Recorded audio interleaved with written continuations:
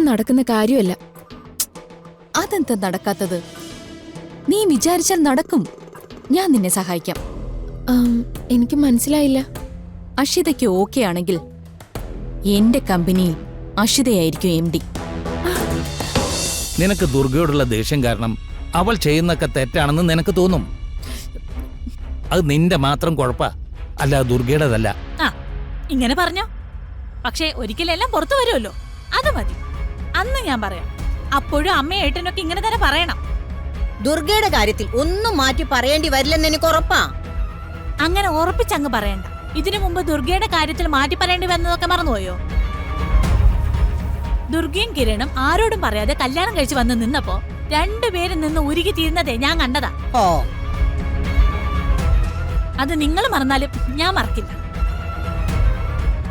അതുകൊണ്ട് ദുർഗമോളെ അങ്ങ് വിശുദ്ധിയാക്കി നിർത്തുന്ന പരിപാടിയൊക്കെ അങ്ങ് നിർത്തിക്കും. അതൊന്നും ദുർഗയുടെ തെറ്റുകൊണ്ട് മാത്രം സംഭവിച്ച കാര്യമല്ല.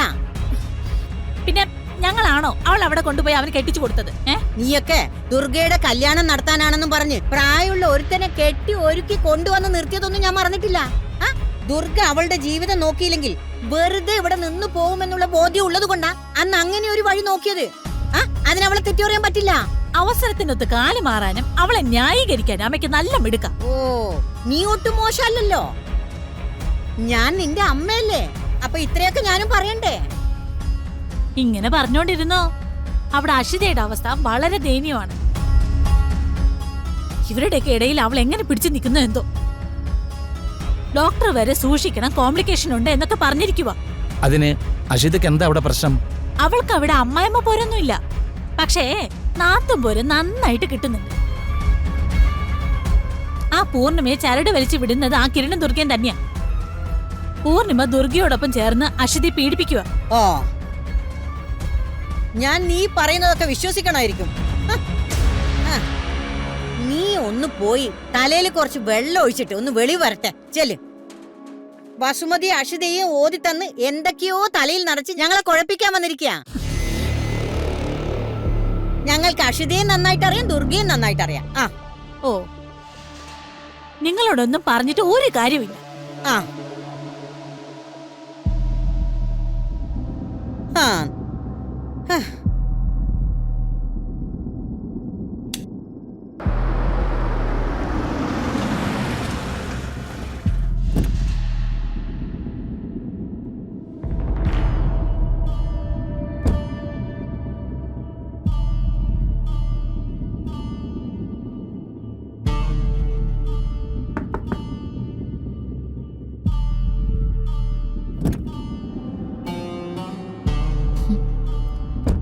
ഹായ്. എന്താ ഇന്ദ്രപ്രസ്ഥത്തിലെ മരുമകൾ എന്നെ കാണാൻ വന്നിരിക്കുന്നെ? എനിക്ക് നിങ്ങളോട് കുറച്ച് കാര്യങ്ങൾ സംസാരിക്കാനുണ്ടായിരുന്നു. അത് കേൾക്കാനാണല്ലോ ഞാൻ വന്നത്. വാ, അകത്തിരിക്കാം.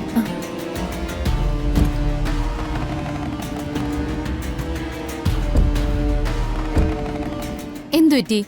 എന്തായാലും എന്നോട് പറ, കേൾക്കട്ടെ. കാര്യം എന്തായാലും ഞാൻ ആരോടും പറയാൻ പോകുന്നില്ല.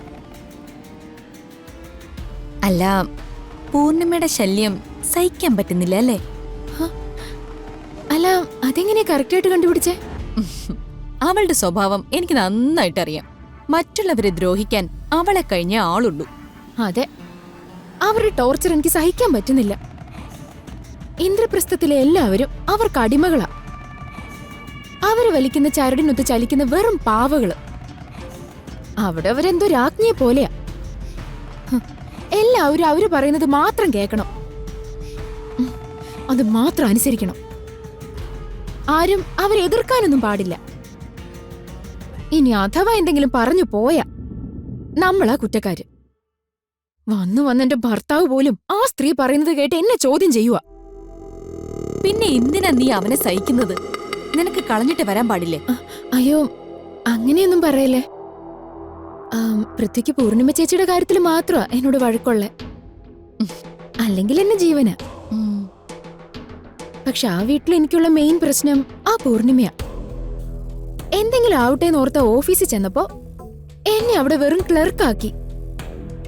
അത് മാത്രമല്ല, അവിടെ എല്ലാവരുടെയും മുന്നില് എന്നെ നാണം കെടുത്തുകയും ചെയ്തു. സഹിച്ച് ഞാൻ മടുത്തു. എനിക്ക് അവരെ എങ്ങനെയെങ്കിലും തോൽപ്പിക്കണം. അതിന് താര എന്നെ സഹായിക്കണം. അതിനാ ഞാൻ കാണാൻ വന്നേ. ശോ, കഷ്ടം. കല്യാണം കഴിഞ്ഞ് ഈ ചുരുക്കം നാളുകൊണ്ട് അഷിത അനുഭവിച്ചതൊക്കെ കേട്ടിട്ട് എനിക്ക് തന്നെ പാവം തോന്നുന്നു. ഉം. നിന്നെ സഹായിക്കാൻ എനിക്ക് പറ്റും. Thank you. പൂർണിമയെ അഷിതയ്ക്ക് തോൽപ്പിക്കണം എന്നുണ്ടെങ്കിൽ അഷിത പൂർണിമ ഇരിക്കുന്ന അതേ പൊസിഷനിലെത്തണം. അതൊന്നും നടക്കുന്ന കാര്യമല്ല. അതെന്താ നടക്കാത്തത്? നീ വിചാരിച്ചാൽ നടക്കും. ഞാൻ നിന്നെ സഹായിക്കാം. എനിക്ക് മനസ്സിലായില്ല. അഷിതയ്ക്ക് ഓക്കെ ആണെങ്കിൽ എന്റെ കമ്പനിയിൽ അഷിതയായിരിക്കും MD. MD യോ? അതെ. പക്ഷേ എനിക്ക് വേണ്ടി അഷിത ഇന്ദ്രപ്രസ്ഥത്തിൽ കുറച്ച് കാര്യങ്ങൾ ചെയ്യണം. റെഡിയാണോ? ഞാൻ റെഡിയാ. എനിക്ക് എങ്ങനെയെങ്കിലും പൂർണിമയെ തോൽപ്പിക്കണം. അതിനുവേണ്ടി ഞാൻ എന്ത് വേണമെങ്കിലും ചെയ്യാം. പിടിക്ക്. അപ്പൊ ഇനി മുതൽ നമ്മൾ ഒന്നിച്ച് നീങ്ങണം.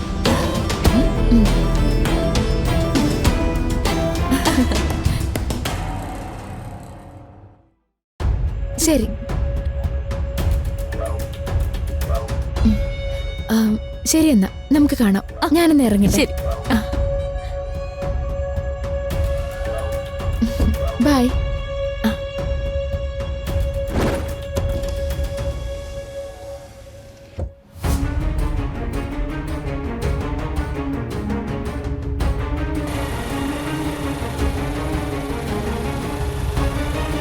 അവിടെ ആയിരിക്കും അല്ലേ?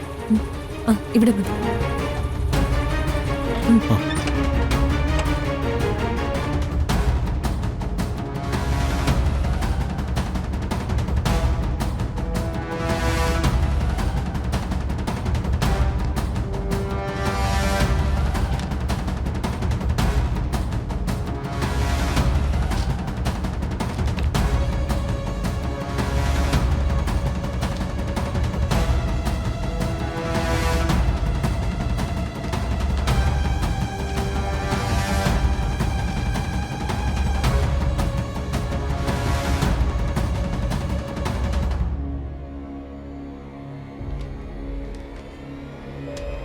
ഇത് കിരണിന്റെ സർട്ടിഫിക്കറ്റാ. ഇതില് അമ്മയുടെ പേര് ശുഭ എന്നാണെന്ന് എഴുതിയിട്ടുണ്ട്. സർട്ടിഫിക്കറ്റ് ഒറിജിനൽ ആണോ എന്ന് നോക്കാൻ അഡ്മിഷൻ നടത്തുന്ന അങ്കിളിന് ഞങ്ങൾ പറഞ്ഞു തരേണ്ട ആവശ്യമില്ലല്ലോ. അന്നെന്റെ പേഴ്സിൽ നിന്ന് ആരോ അമ്മയുടെ ഫോട്ടോ എടുത്തു മാറ്റിയതാണ്. അല്ലെങ്കിൽ ഇങ്ങനൊരു കൺഫ്യൂഷൻ ഒരിക്കലും ഉണ്ടാവില്ലായിരുന്നു. ഇതിപ്പം കിരൺ ശുഭയുടെ മകനാണെന്നുള്ളതിന് തെളിവാണ്. പക്ഷേ ഏത് ശുഭയാണെന്നുള്ളതിലാണ് പ്രശ്നം. എന്നെ കാണാൻ മുമ്പ് വന്നവൻ ശുഭയുടെ ഒറിജിനൽ ഫോട്ടോയും കൊണ്ടാ വന്നത്. അങ്കിൾ ഒരു മിനിറ്റ്.